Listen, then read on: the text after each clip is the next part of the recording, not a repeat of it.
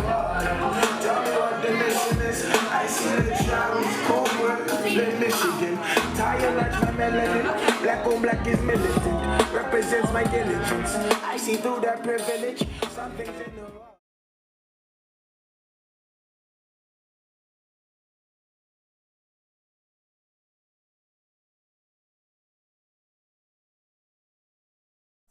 So we're going to start cool. off. Right. So first question is, what did you want to be when you were younger? When I was younger, I wanted to just...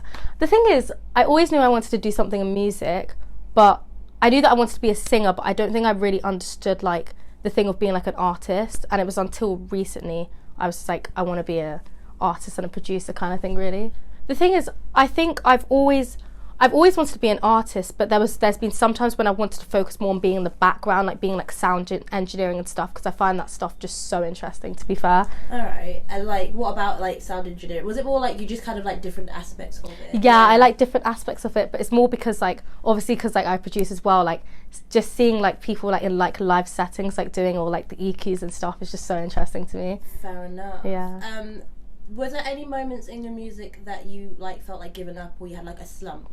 Yeah, I have for sure. Like, I mean, I feel like this isn't spoken about enough, just like mental health and being an artist, because you have a lot of pressure with like being an artist, especially when you feel like you have to fulfill up to someone's expectations. Even though people might not know what I want to do, I know what I want, and like I put pressure on myself sometimes, basically. But I had like a major slump, which is like actually what my new EP is like kind of based about, called Offender.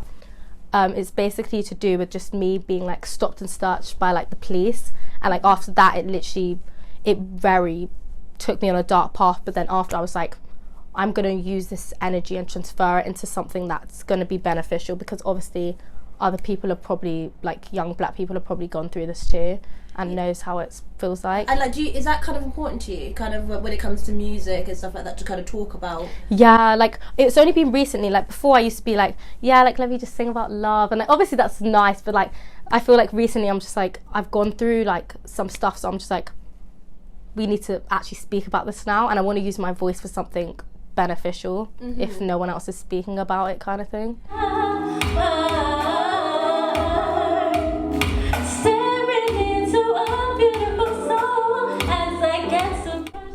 Music to me is just like, this sounds so cringe, but music is just like my life. Like it kind of means just like everything to me. Like without my music, I don't know where I would be. I feel like I'd be kind of lost without it, to be fair.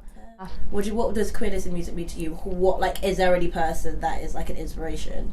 I don't know if you know Emma V. I think she's amazing. But I'm kind of just speaking because she's like a female producer. But for queer women, I would probably... It's hard because I feel like I can't really list a lot of people. It's weird, like I feel like for some people that is like more closest to me, that I know, like my friends, like my personal friends, I feel like I can. But for like on the bigger picture, I can't really name a lot of like queer people of colour especially. And it's sad because it's true, and I feel like it needs to be more of an apparent thing. That's why like I like to go to like queer spaces for like people of colour as well, because it's just nice seeing like people trying to get where I want to go as well, so we don't feel as alone because we're coming up together, if that makes sense. Yeah, and like, I mean, in the industry where it's very few of us, what would you, not what would you change, but more like what would you want to kind of add to it? Is it like what aspect would you like to add to the music industry? Or if you want to change anything, what would you want to change? I think I would want, like, I really want to change the like perception of like female producers in the industry, because if you think about the industry, it's very male dominated, and especially when it comes to like producing, like a lot of people have kind of tried to like I thought the mic had dropped. And like people try to like downplay like me as a producer, because they're like, yeah, like you're just a girl, just be the artist. I'm like, but I want to produce my own stuff too, kind of thing. Like I think I just want to kind of break that barrier down, and like I feel like we should encourage more female and non-binary people to just do their thing with like producing and stuff, because I feel like a lot of like female like producers are scared because when they're in that environment, because I've been in like studios with like guys before, and sometimes it has been a bit intimidating because they kind of want to just take control, and I'm like, I know what I'm doing. You know what I'm saying? It's just like I get why some people haven't, and I feel like it needs to be more of a thing for females to just do their own thing, really. Like there was this one time I produced this beat, and like I must have been in like a room with like these other guys, and they were like, oh, who produced the beat? And they were like, oh, this is so hard, and then they were like, oh, who did it? And I was like, oh, me. And then they kind of just all went quiet, and I was like, okay. I was just like, and it's just like they kind of just switched up because I think they thought it was like one of the other guys, and I was like, okay.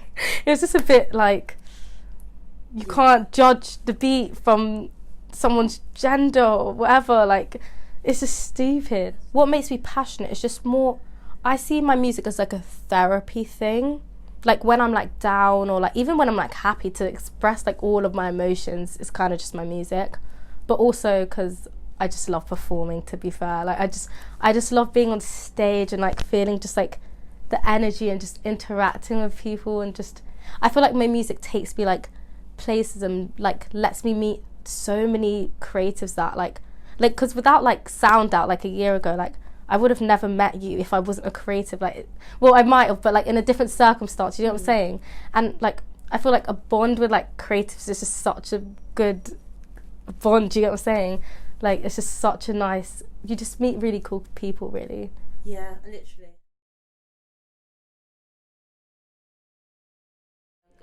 When I was younger, I wanted to be a famous singer, but I couldn't sing, so it was like really sad. I was just, because in Filipino households we have karaoke machines, and it was like, oh, everyone can sing, but I couldn't.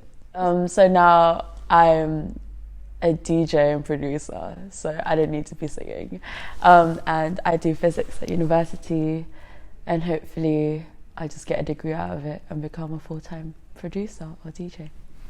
So like what made you go from like, I mean obviously it's like the fact that you couldn't sing, but what's your love for DJing and producing? Like why do you love that? So with producing, like I realized that when I was like, this was like I'd say 4 years ago, when I was listening to songs, like I always wondered how they were made, and it was a matter of like watching YouTube videos and like tutorials how to make this type of beat, and then like realizing that it was available for me if I just got the software, and like you can even use a keyboard to make sounds or whatever. And with DJing, like I see myself as someone who puts a lot of people into good music, so I might as well put that into something on a wider platform, I guess. And like I genuinely love music, so putting people onto a really great song that no one's ever heard of is like a big thing for me. Was there any moments in your music where you wanted to like give up, or was there like any slump or like any pressure when it came to music? Like what could you like talk about more? Like what did you do in those moments? So like doing physics and music at the same time, it's kind of sometimes really hard to struggle it, because physics is such like a demanding subject where like I'm literally in uni 5 days a week, and sometimes like if I have an exam that takes over music, and I doubt everything at one point, where like, is it even worth doing music? Like, should I just go with this degree and get a banking job or whatever? And like to deal with those moments, like I think I just personally I listen back to all the stuff I've done and like kind of list all my achievements, and like see that you're actually doing something, and that like time shouldn't be such a pressure on someone, especially when you're like 19 years old like me.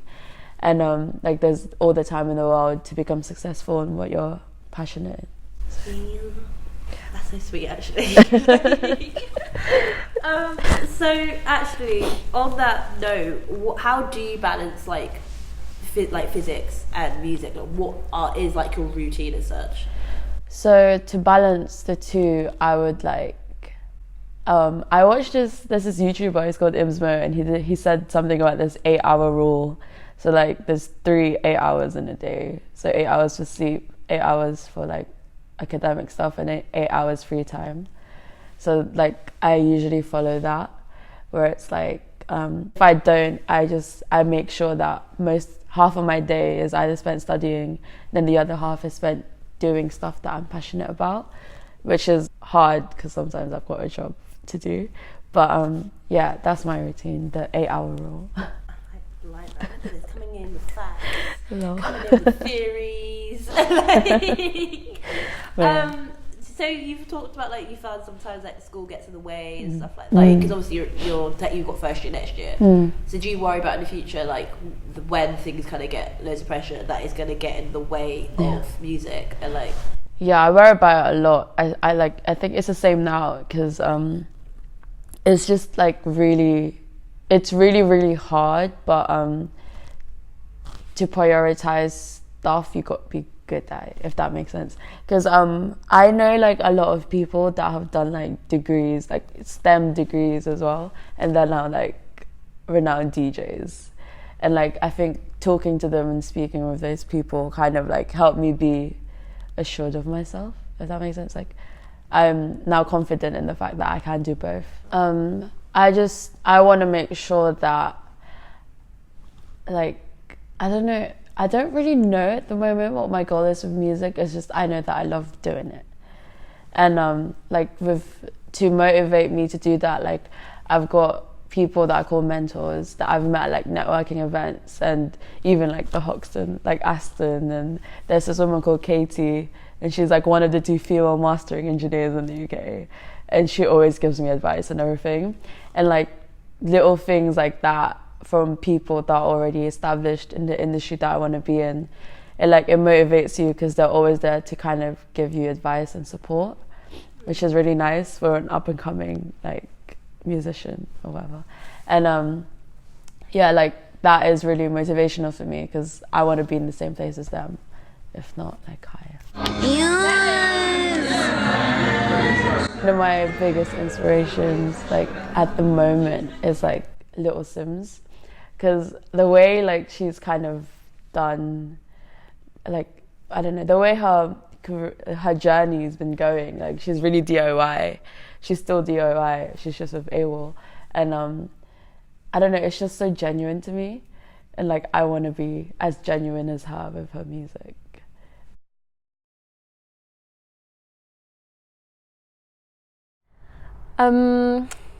Lots of things. I wanted to be a voice actor. I wanted to be a singer. I wanted to dance. Anything like creative. And what are you now? A student. I'm a songwriter, a musician. I also stack some shelves for a job that I won't name, but you know. Yeah. And did anything change? Like, what changed from you being like wanting to do voice acting to doing music? Like, what was the clinging thing for music? Probably just like the accessibility to do it. It's quite a weird thing to say you want to do because most people are like, I want to be a doctor or a lawyer, and it's just like, I don't know. In moments of like slumps or like when you feel like you're giving up in music, how do you like motivate yourself to keep going? It's going to sound really strange, but like sometimes I have to sort of step away from it. Just because like, again, with this whole confidence thing that I mentioned before, sometimes you can take that into your music and then you get really negative in your creative process and you kind of like don't want to contaminate that. So yeah, like stepping away, seeing friends, being around like other creative people and like musical people, I find that really inspiring, and just listening to music and stories and just living a little. We've always talked about like music and psychology. Mm-hmm. Like, how do you relate music to psychology in like with your music? I mean, for me, it's very personal because it's the songwriting process. It's very like therapeutic, and I write about things that I'm going through, I'm feeling, or things that I see friends go through. So it's all very personal, and like, you know, when you write a song, you might be writing songwriting process. Like, yeah, like so when you're writing a song, you might be writing about something and not realise what you're writing about. And then you get to the end of the song and you're like, oh, this is what I think about this, or you sort of realise a lot about yourself. I don't know, I think it's really important for like yourself and your self-growth to sort of explore that. Does this influence the way that you perform? I personally try not to think too much about my performance, because I feel like if I'm working on it so hard, I sort of take away from what the point of the song is. For me personally, I know that's not the same for everyone else, but I don't know. Performance is really weird because I don't know. I think sometimes there's certain like notions you sort of have to abide by to be that. Like I always feel a lot of pressure to be really flashy, but I sort of come out with a guitar and I'm like, hey, I'm just gonna sing a song that I wrote. Yeah, I don't know, I think I want to keep it like that because it is so personal and because of everything I just said before. Why do you not see yourself as a performer? Or like what about it do you not see that you fit the category of? Again, like I know I already said like I write about me and that's very about me, but I don't like a performance being about me, you know. I like it to sort of connect with other people, and for other people to be like, oh, I see myself in that song. I like it to be like about the music and what I'm trying to say. But I don't know, I just I'm not the kind of person who dresses up and is like, yay, me. But like some people are, some people aren't. I don't know, I'm just not geared that way.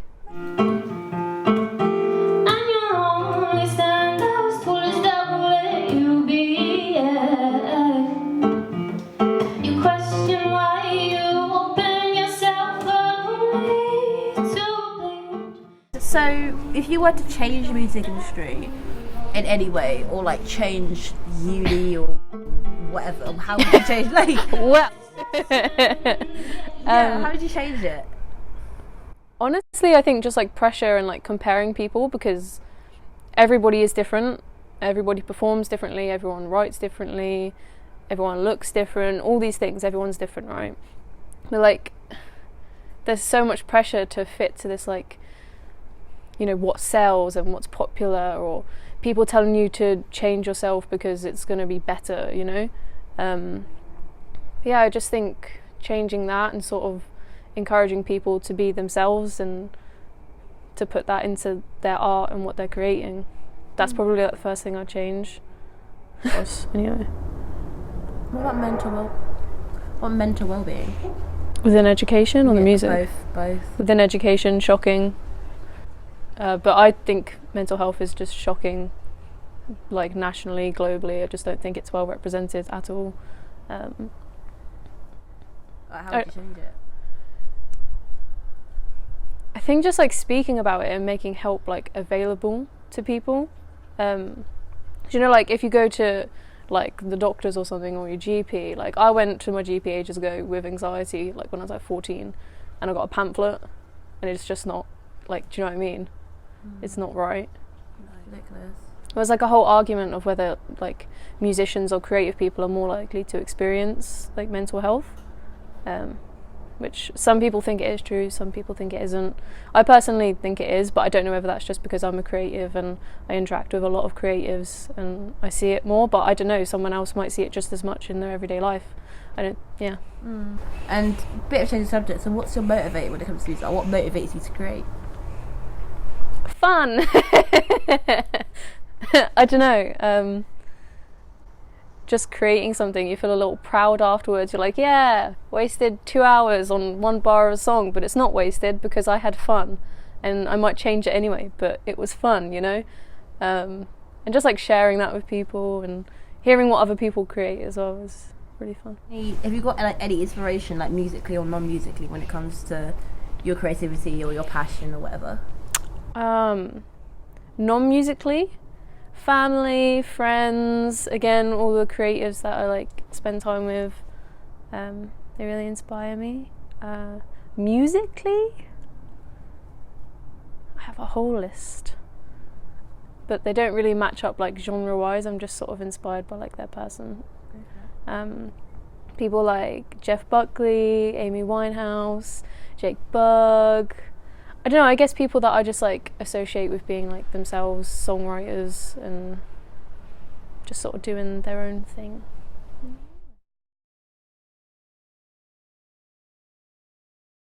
So when I was younger, I wanted to be, what did I want to be when I was younger? I think I always wanted to do singing when I was a kid. That was kind of my main thing. Like when I was 3, every time my mum used to get pissed at me about something, I would always like run to my room and just be like, "I hate you!" Slam the door, and then like write like a poem or like a song, and then I would like sing it through the wall so she would hear me. So I'd be like, "Why do you hate me, mum?" Like I was a melodramatic kid. I always knew I was going to do something in the arts, but I guess I didn't know what, if you know what I mean. Like I didn't know what exactly I wanted to do. So yeah. So now I am a singer, a songwriter, a music producer, a poet, an event organizer. Yeah. Do I do anything else? I teach music as well. But that's a bit iffy right now, so we might have to stop the freelancing thing at some point. So when I was a kid, I don't know, I always wanted to do something in the arts, but it got a bit iffy because of money, I guess, because we were quite poor growing up. It was interesting because like I wanted to do dance because I was okay at dance, but then I stopped being able to afford it. And then I wanted to do acting, and then I stopped being able to afford it. Or couldn't afford it at all, really. So I think when it came to music and singing, like that was what I was more accustomed to anyway. But I was just really lucky that I had a singing teacher who basically charged like 15 quid an hour for a lesson. And so by that time I was like, all right, cool, boom. So here we are. Yeah, and so that was kind of what changed, really, was money. Simon says council estates don't create entertainers. Simon says no one... Did I have any slumps in music? Simon says Yes, but no. remembers. I've always, like, a part of me has always been like, this is it, this is what I'm going to do. You can't, nothing's going to deter me from this as such. There was never a point where I was like, going to be an air attendant or going to do whatever. But I think that a lot of my slumps have come from, am I going to be in the spotlight? Like, am I just going to write for other people, or am I just going to do things by myself? It was always kind of worried about being with my face and being in the forefront. And I think that came from a lot of anxiety and a lot of teachers just kind of not having faith in me. Like a lot of teachers were kind of like, you're good, but you're not great, or you're okay, you're kind of mediocre. Like it was always kind of like, I was always pushed to the side when it came to education. So I think as I got older and I started to become a bit more confident in myself, I worked through it like that, essentially. So, yeah. The inspiration around passion was quite interesting because it didn't start off like this. It didn't start off as this event for creatives. It didn't start off as, this big idea. It very much started off kind of as like a YouTube kind of performance thing where I was just going to do some YouTube covers, do some originals in my bedroom, and I was going to call like the series like Room. But mainly because it was my safe space, like my room, no matter where I've lived, like my bedroom has always been a place where I feel comfortable. But then like the idea got bigger, the idea developed, it then became this thing where essentially I realised other people were kind of feeling what I was feeling, and what I was doing wasn't quite unique as such. Like every creative, every musician had felt this feeling of loss and this feeling of confusion and needing to have somewhere as like a serenity or whatever. So I think how passion kind of developed and the inspiration behind it, it kind of stemmed from my own kind of self-doubt and worry, but then it became this bigger thing through other people, and I was inspired by other people's stories to kind of make it into what it is now. Was passion targeted at anybody? Yes and no. So, again, passion is essentially a safe space for creators. It's kind of a place where, without kind of being funny, like, you don't need to put on a facade to kind of impress people. Like, if you're the type of person who doesn't really like an audience or who is kind of shy or whatever, then passion is a place where you can kind of test out your craft or try something new and just kind of have fun with it. And, you know, just be creative, but you decide the parameters of it. Like, if you want to put on like a show-stopping show, then that's great. But if you kind of want to do something a bit more low-key, that's also fine. Like, everybody's welcome. All creators at different parts of their career are welcome. So it was mainly for them. And it never was like a fuck you to anybody, but it then started to become a bit of a fuck you to certain people. It became like a fuck you to, I guess, my university, hey. You know, like, I think there was a point in third year where my university essentially, it became like hard to kind of do what you wanted to do without some sort of form of criticism. And I mean that in the sense that, like, it became hard to just be your own person because there were so many parameters that were set. And of course, you know, you're at a university, it's a third year degree, there's obviously, you know, they have to set parameters of words. They can't be like, right, you could put something on at the OT, you know. But it was almost, it felt very just claustrophobic and very much like two-dimensional, which is not me, really. And I kind of wanted to showcase all my talents, but it just became harder and harder and harder. So I think in the end, I made passion as kind of like a protest to all of that. Like, this part of the show anyway was a protest of, I can follow my passion, I can follow my dreams, I can do what I want to do without having to listen to anything you have to say. Anything negative that you have to say. You know, I'm one for criticism, but just pure dismissal or pure confusion, that was just not for me. What's the future for passion? Well, originally that was going to be it. Originally, passion was just a one-time show thing, and that was that. It was only when people after passion was like, when's the next one? I was like, I don't know. I became hesitant to kind of push it forward, but then I think a few people really like the idea of having like a safe space for creatives.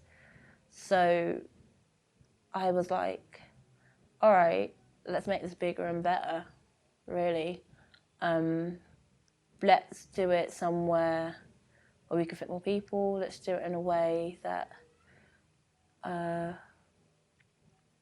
can be more applicable to more people, because I felt it was very music orientated and that wasn't really the intention. I feel like I should have gotten more people who were from different types of freelancers, different types of creatives to kind of come in and talk about certain aspects of it.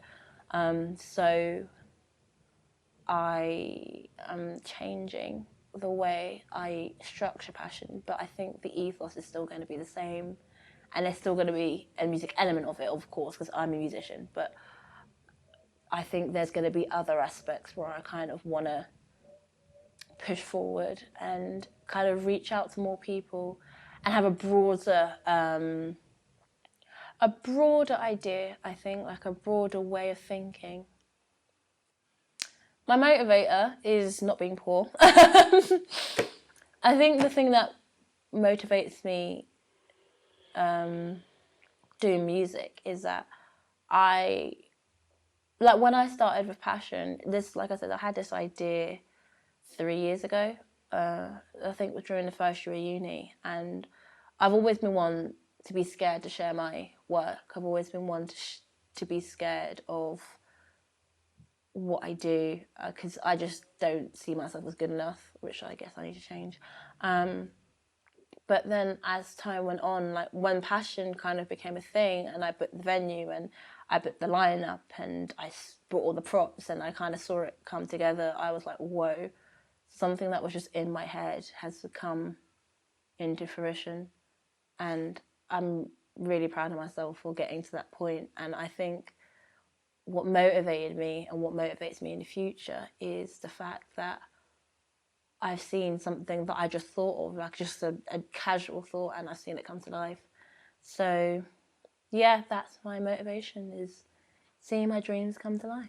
And who's my inspiration? My inspiration, Black women. My inspiration is seeing people before me who have similar backgrounds to me, who don't have similar backgrounds to me, and seeing them kind of do what I want to do. So many people, kind of ranging from like different aspects, like seeing like people like Solange, like seeing her kind of, you can see her thought process with some of her work. Like you can see, I had this idea, I had this like riff, and I was like, okay, so we're going to start off with the riff, and then we're going to start off with this, and then we're going to start off with that, and it builds into this huge project. And then for a show, she like builds everything herself. Like she builds the stages, she picks the dancers, she does the, I'm assuming she does the choreography, but she, she has an idea for the choreography and things like that. And I just find that to like have a hand in everything, and to have a hand in like every aspect of your craft is amazing to me. So yeah, shout out to Solange. I'm forever going to remain passionate. I'm going to do what the hell I want to do. And I have no idea what's going on, but that's for another play. So for now, I just want to celebrate yourself and remain passionate. So thank you. It's 2018. The year where everything connects across the globe. Black and brown bodies are still getting pressed into concrete, into cells, into patted down dirt, into an earth which has rejected their gravestones. But autumn has passed now and winter is coming. We've lost loved ones and learned not to ask for whom the bell tolls. But in a hospital somewhere, new lives are emerging. Our collective breaths soon halt in unison, staring into the peaceful heart of a chaos where the future is.